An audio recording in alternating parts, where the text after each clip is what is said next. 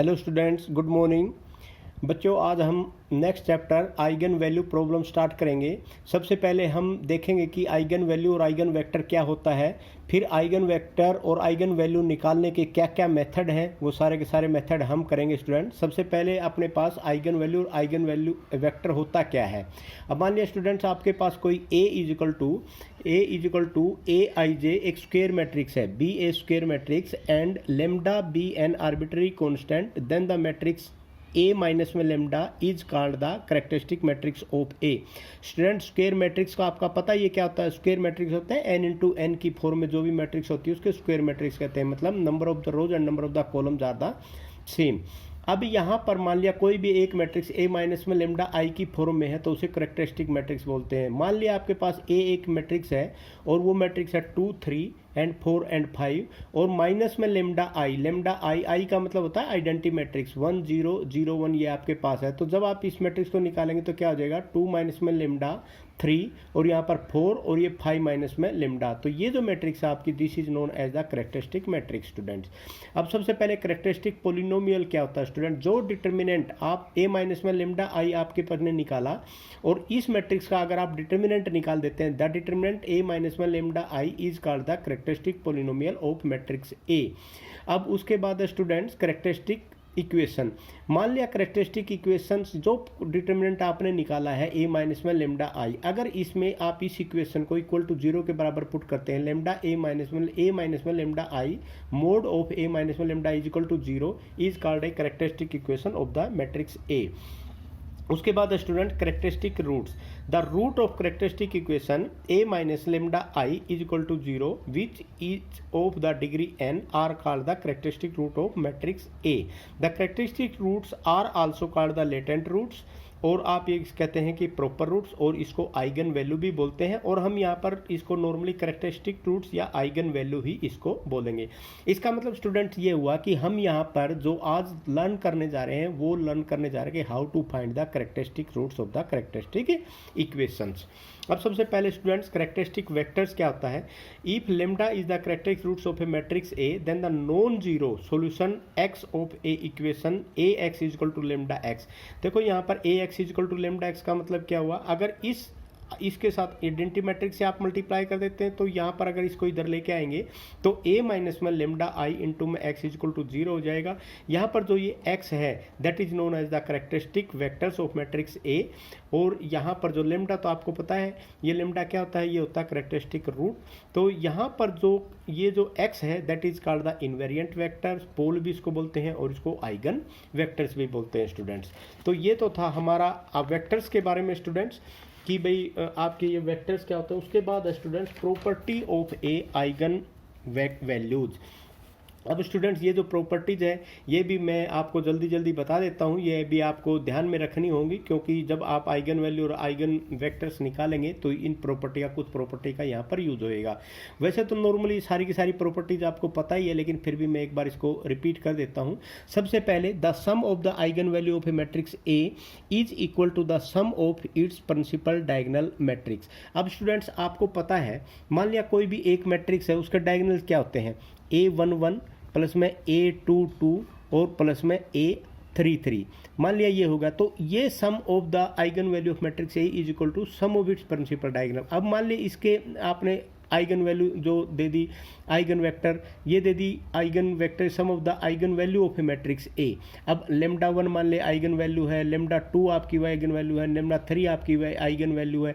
मान लिया इसके A1 A2 A11 A22 A33 is equal to lambda 1 plus में लेमडा 2 प्लस में लेमडा 3, फर्स्ट का ये मतलब है।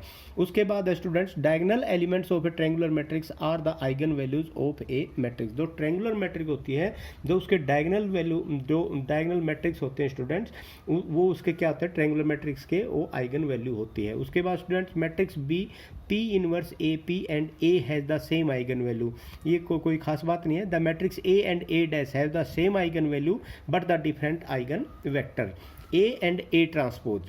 अब स्टूडेंट नेक्स्ट है, if lambda 1 lambda 2 lambda 3 lambda n are the eigen value of matrix A, then a raised to the power m has the eigen value lambda m, lambda 1 m, lambda 2 m, lambda n m, where m is the positive integer. इसी प्रकार अगर मान ले यहाँ पर A inverse है student, A inverse has the eigen value, तो ये क्या हो जाएगा lambda 1 A inverse, lambda 2 inverse और लेमडा 3 इनवर्स और लेमडा n इनवर्स। तो next student, the product of eigen value of a matrix A is equal to the value of its determinant. मतलब जो आइगन वैल्यू आपकी निकली, अगर उन सभी का प्रोडक्ट आप निकालते हैं तो उसकी जो वैल्यू किसके बराबर होगी, उसी मतलब मैट्रिक्स के डिटर्मिनेंट के बराबर होगी। तो eigen value of symmetric matrix are all real, मतलब जो भी eigen value of symmetric matrix के आइगन वैल्यू निकालेंगे वो सारी सारी रियल। सिमेट्रिक मैट्रिक्स क्या होती है स्टूडेंट, अगर मान ले किसी मैट्रिक्स का आप ट्रांसपोज निकालते हैं, अगर वो ए के ही बराबर आ जाता है, मान ले ए मैट्रिक्स है, अगर उसका ट्रांसपोज निकालते हैं और वो ए के बराबर आ गया तो वो क्या हो जाएगी, आपकी सिमेट्रिक मैट्रिक्स हो जाएगी।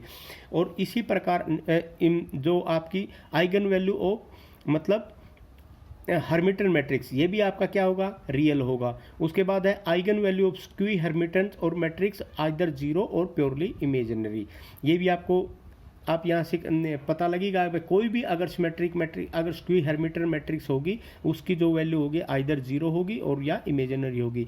If lambda is the eigen value of matrix A and x is the corresponding eigen vector, then k x where k is any real one is called the eigen vector of corresponding of lambda.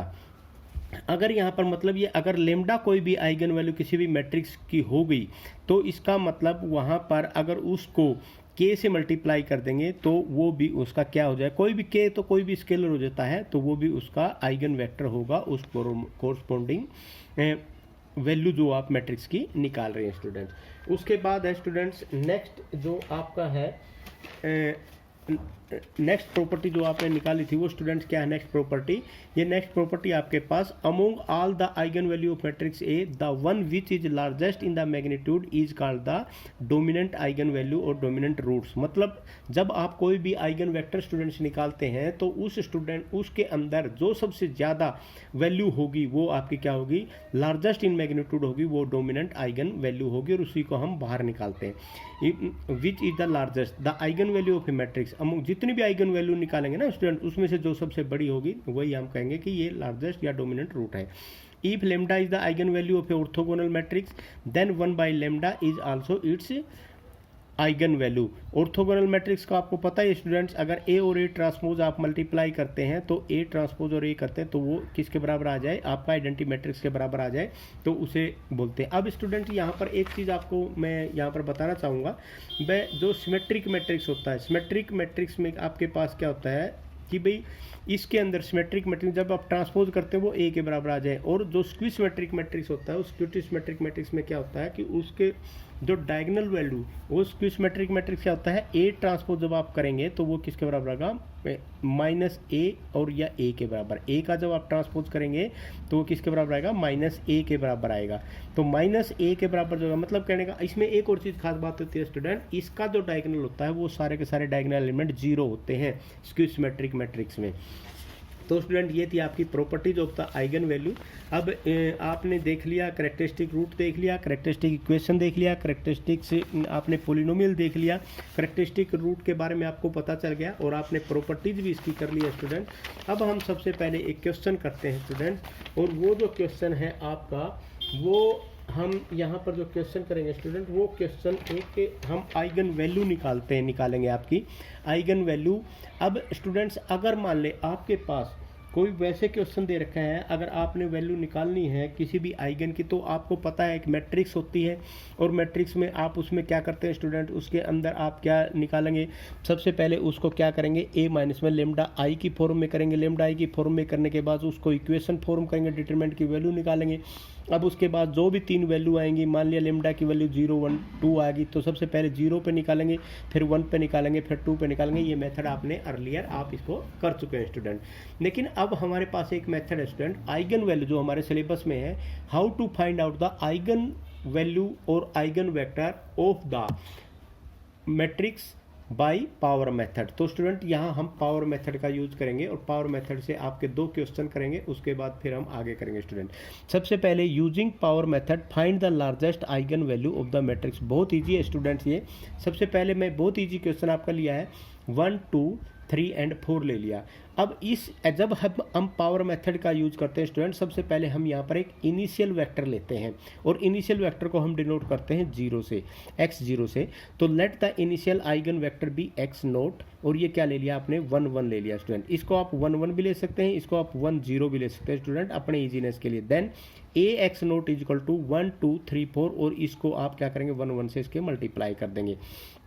तो हम सबसे पहले निकालेंगे ax0। तो जब आपने इसको इससे मल्टीप्लाई किया, इसको इससे मल्टीप्लाई किया, तो ये पर यहाँ पर क्या आ गया 1 प्लस में 2। अब इसको इससे मल्टीप्लाई किया प्लस इसको इससे मल्टीप्लाई किया 3 पर यहाँ पर क्या आ गया आपके पास 3 एंड 7। अब इस 3 एंड 7 में जो भी लार्जेस्ट वैल्यू है वो लार्जेस्ट वैल्यू आप बाहर निकाल देंगे। तो यहाँ पर 7 बाहर निकल गया, तो यहाँ पर क्या बच गया 3/7, और यहाँ पर क्या बच गया 1। तो इस 3/7 को भी आप अगर चाहो तो डेसिमल में चेंज कर लो, नहीं कैसे कैसे रख लो। अब यहाँ पर देखो स्टूडेंट, ये जो वैल्यू आई है इसको हम लिखेंगे लैम्डा, और ये जो लैम्डा क्या होता है आपके पास, ये होता है आइगन वैल्यू, और इसको लिखेंगे हम x0 आपने पहले मान लिया था, तो अब ये आपका क्या हो जाएगा x1 हो जाएगा, और ये आपका आइगन वेक्टर हो जाएगा। तो लैम्डा 1 आपके पास क्या होगा 7, और x1 क्या होगा 3/7 और 1। तो यहाँ पर स्टूडेंट जो आपने, अब हम सेकंड वाला निकालेंगे। अब यहाँ पर देखो ax1, अब क्या निकालेंगे ax1, x1 आपके पास ये आ गया ax1 1 2 3 4 और 3/7 एंड 1। अब फिर दोबारा इसको इसके साथ मल्टीप्लाई करेंगे और इसको इसके साथ मल्टीप्लाई करेंगे, तो यहाँ पर आपके पास क्या आ जाएगा 17/7 और 37/7। बड़ा कौन सा है 37/7। इस 37/7 को स्टूडेंट बाहर निकाल देंगे, तो यहाँ पर आपके पास क्या बच जाएगा, यहाँ पर बच जाएगा आपके पास 17/37 और 1। तो इस 37/7 को अगर आप चेंज करते हैं डेसिमल में, तो 5.2857 बच गया, और यहाँ पर क्या बचाएगा, ये आप कैलकुलेटर से कर सकते हैं स्टूडेंट, कैलकुलेटर आपका इसमें अलाउड होता ही है। तो 0.45946 और 1 हो जाएगा। अब यहाँ स्टूडेंट आपके पास ये जो चीज़ आई है, ये जो चीज़ आपके ये है लैम्डा 2, और ये क्या है x2। तो लैम्डा 2 क्या होगा 37/7, और x2 क्या होगा 17/37 एंड 1। ये इसलिए ले लिया कि आगे आपको मल्टीपल करने में ईजी रहेगा, अदरवाइज ये भी वही चीज़ है और ये भी वही चीज़ है। अब उसके बाद हम निकालेंगे स्टूडेंट ax2 1 2 3 4 17/37 एंड 1। अब इसको इसके साथ मल्टीप्लाई करेंगे, इसको इसके साथ मल्टीप्लाई करेंगे, ये कर दिया मल्टीप्लाई करने के बाद 91/77 एंड 199/37 आपके पास बच गया। तो यहाँ पर 199/37 बड़ा है, लार्जेस्ट है, तो इसको बाहर निकाल दिया आपने। तो यहाँ पर आपके पास क्या बच जाएगा, क्योंकि जब बाहर निकालेंगे तो इसके साथ ये इसको डिवाइड कर देते हैं इससे। जब डिवाइड करेंगे तो ऊपर जाके क्या हो जाएगा मल्टीप्लाई 37/199, और यहाँ पर हो जाएगा 97। तो 199/37 ये आपके पास क्या होगा लैम्डा 3। ये अब third approximation to the eigen value इसको बोलते हैं। तो लैम्डा 3 ये आ गया, और आइगन वेक्टर 91 ये आपका क्या हो जाएगा 199 स्टूडेंट। तो जो ये 37 है, तो इससे ये हो जाएगा 91/199/1 हो जाएगा। उसके बाद स्टूडेंट्स आपकी ये आपने इसकी वैल्यू अगर चेंज करते हैं ना, जब इसकी वैल्यू करेंगे तो इसकी वैल्यू आप चेंज करके जब इसको करोगे और इसको करोगे ना, तो ये वैल्यू आपकी क्या हो जाएंगी, ये 5.3784 हो जाएंगी, और ये वैल्यू आ गई। अब इसमें से 5.3784 को क्या लिख सकते हैं 5.38, और इसकी जगह क्या लिख सकते हैं 0.46। तो ये आपके पास क्या आ गया, ये आ गया आपके पास eigen value, largest eigen value, और ये हो जाएगा आइगन वेक्टर। तो 5.38 and corresponding eigen vector is 0.46 and 1। तो यहाँ पर स्टूडेंट अब ये वैल्यू देखो 5.38, और यहाँ पर देखो ये भी आपकी लगभग जो वैल्यू आपकी निकली थी, ये वैल्यू आपके पास ये यहाँ से यहाँ पर वैल्यू और ये वैल्यू आपकी लगभग सेम आ जाते हैं student. This value is near to the earlier value. जब ये वैल्यू आपने निकाली स्टूडेंट, जब भी ये वैल्यू आपकी पहले वाली वैल्यू के नज़दीक आ जाए, मतलब और ये वाली भी पहले वाली वैल्यू के नज़दीक आ जाए स्टूडेंट, उस टाइम हम आगे निकालना बंद कर देते हैं और ये कहते हैं कि ये वैल्यू आपकी क्या हो जाएगी लार्जेस्ट आइगन वैल्यू हो जाएगी, और ये कोरस्पॉन्डिंग वेक्टर आपका क्या हो जाएगा, ये आपका आइगन वेक्टर हो जाएगा। तो ये था स्टूडेंट आपका फर्स्ट क्वेश्चन। और अब हम इसके साथ सेकंड क्वेश्चन स्टार्ट करते हैं स्टूडेंट। सेकंड क्वेश्चन भी आपका इसी तरह बहुत इजी है।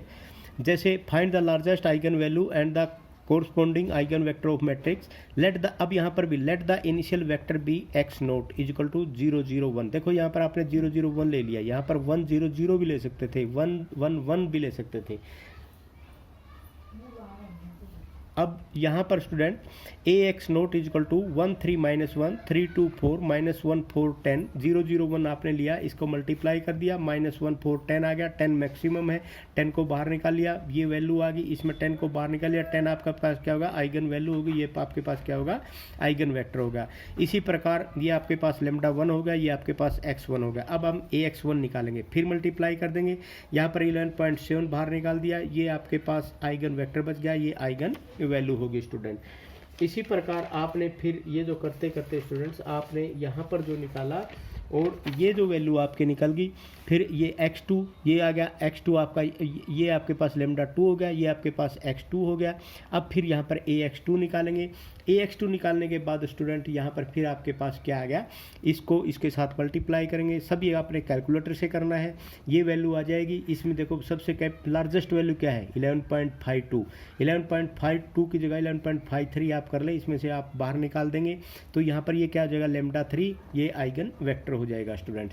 यहाँ पर जो ये लेमडा 3 है, अब ax3 स्टूडेंट ये x3 इसको आप क्या मानोगे x3, अब ax3 निकालेंगे, मतलब इसकी और a की मल्टीप्लाई करेंगे, ये वैल्यू आ जाएगी 11.65 मैक्सिमम आ गया, बाहर निकाल दिया, कैलकुलेटर से किया, ये आपके पास आइगन वेक्टर आ गया, ये लेमडा 4 हो गया, ये x4 हो गया। अब आप निकालेंगे ax4 जब आप निकालेंगे स्टूडेंट इसको मल्टीप्लाई करेंगे, तो मल्टीप्लाई करने के बाद आपके पास ये वैल्यू आ जाएगी, माइनस ये क्या आ जाएगी 11.65, मैक्सिमम वैल्यू क्या होगी 11.65, यहाँ भी 11.65 आया हुआ था, अब यहाँ पर क्या होगा 0.024, 0.421 एंड 1। अब ये x5 हो गया, ये आपके पास क्या होगा लेमडा 5, तो यहाँ पर ax5 निकालेंगे, इसके स्टूडेंट इसके बाद मल्टीप्लाई करेंगे, ये आ गया 11.66, फिर बाहर निकाल दिया, ये वैल्यू आ जाएगी। उसके बाद आप जब इसको निकालेंगे स्टूडेंट, ये आपके पास निकालने के बाद जो ये वैल्यू आपकी आई है, तो लेमडा 6 आपने निकाल दिया, तो लेमडा 6 आपके पास 11.66, x6 आपका ये आ गया। अब ax6 निकालेंगे, इसको इससे मल्टीप्लाई किया स्टूडेंट, मल्टीप्लाई करने के बाद आपके पास ये आएगा। अगर फिर इससे बाहर निकालते हैं, ये वैल्यू और ये वैल्यू लगभग सेम ही आई, 11.66 या 0.025, 0.422, जब भी वैल्यू सेम आने लग जाए तो इसका मतलब वहीं पर आप स्टॉप कर दो। तो लार्जेस्ट आइगन वैल्यू आपकी क्या आ जाएगी 11.66 और लार्जेस्ट आइगन वेक्टर क्या आएगा 0.025, 0.422 एंड 1। तो ये दोनों के दोनों आपके आंसर आ गए स्टूडेंट। ये मेथड था आपका स्टूडेंट पावर मेथड। तो इस मेथड से, पावर मेथड से आप आइगन वैल्यू और आइगन वेक्टर निकाल सकते हैं। और आगे हम जैकोबी मेथड करेंगे, आप ये क्वेश्चन कर लेना स्टूडेंट, अगर कोई प्रॉब्लम हो तो फिर ये समझ लेना। Thank you very much.